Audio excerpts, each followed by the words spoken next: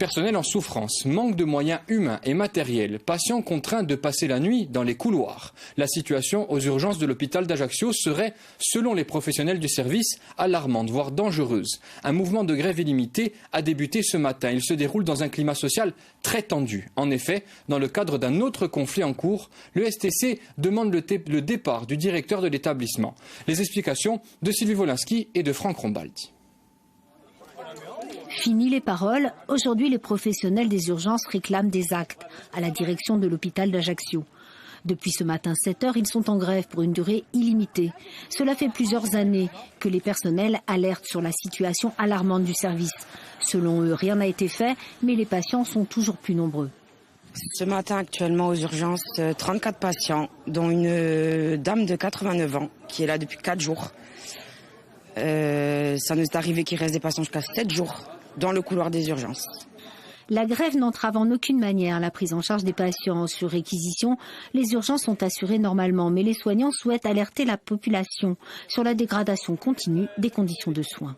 Il y a des toilettes qui sont faites dans les couloirs, donc il y a une atteinte à la pudeur. Malgré les faits qu'on essaie de mettre des paravents, ça reste des êtres humains et c'est compliqué de travailler dans des conditions comme ça.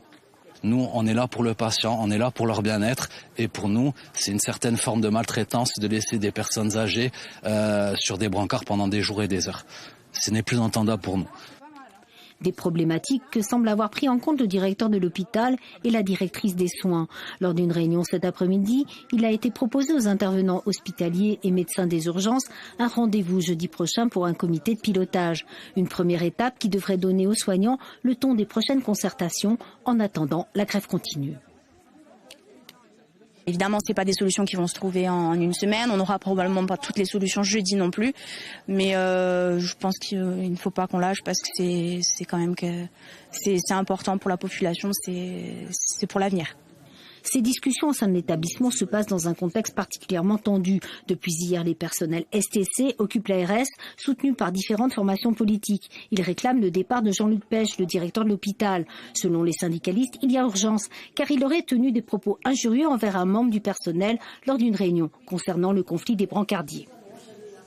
Aujourd'hui, je pense qu'on a reporté notre préavis. L'urgence, elle n'est plus dans le conflit avec les brancardiers.